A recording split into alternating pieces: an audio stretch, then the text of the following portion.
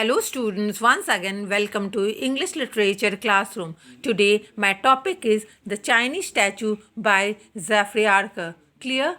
Let me remind you the name of the book. It's Echoes, a collection of ISC short stories. Before starting, let me tell you something about the author Jeffrey Archer.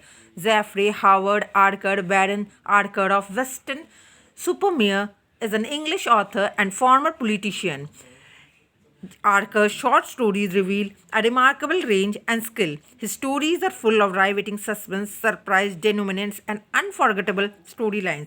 The Chinese Statue is about the journey of a statue of Emperor Kang acquired by Sir Alexander Heathcote. Okay, remember the name, Sir Alexander Heathcote. Okay, he was a British diplomat when he was posted in China. Now, let's start the story.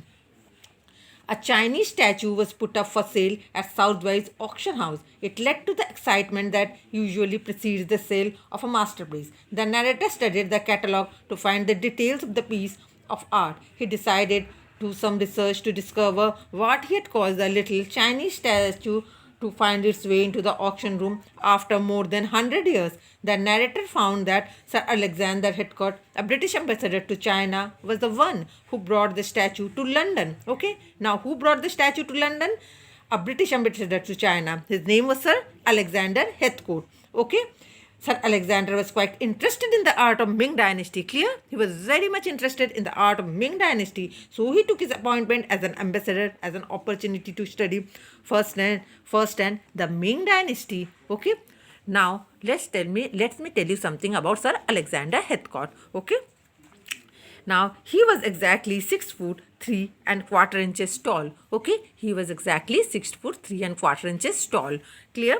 Rose at 7 o'clock every morning, joined his wife at breakfast to eat one boiled egg. Now, what was his breakfast? He used to eat one boiled egg cooked precisely for 4 minutes. Okay, have 2 pieces of toast and 1 spoon of Cooper's marmalade. Okay, it's the type of jam. Okay, made with citrus fruit, and drank 1 cup of tea. Clear? He would then take a hackney's carriage for his office in Cadogan Gardens at exactly 8:20 and arrive at the Foreign Office at promptly 8:59, returning home again on the stroke of 6 o'clock. Clear?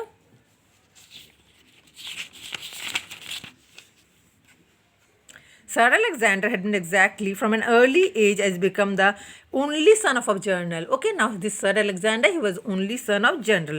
But unlike his father, he chose to serve his queen. Okay, what did he choose? He chose to serve the queen. Okay. Now, he was delighted when Mr. Gladstone invited him to represent the government in China. Now, Mr. Gladstone, okay, invited him to represent in China, and he was very happy at that time. Okay.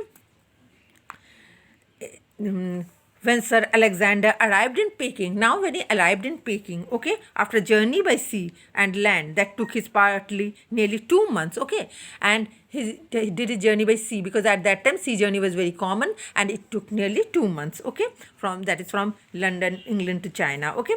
He presented his seal patent to the Empress. Now he presented his seal patent to the Empress Zusi, okay, and a personal letter for private reading from Queen Victoria.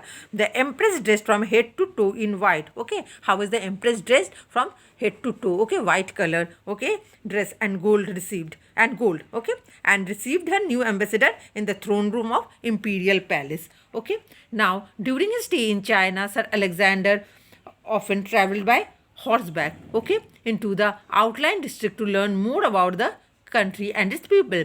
During this trip, he was always accompanied by Mandarin, okay, and during this trip, he was accompanied by Mandarin. Now, who is this Mandarin?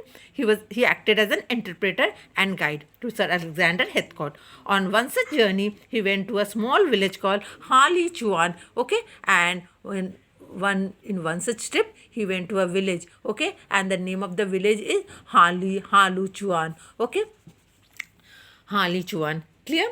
And and then about 50 miles away from Peking, that village, okay, that village is 50 miles away from Peking. There Sir Alexander chanced upon an old craftsman workshop. He entered the workplace to have a look at the delicate pieces of ivory and jade that were placed on the shelves from floor to ceiling. Although modern, they appear to be superbly excited by an experienced craftsman.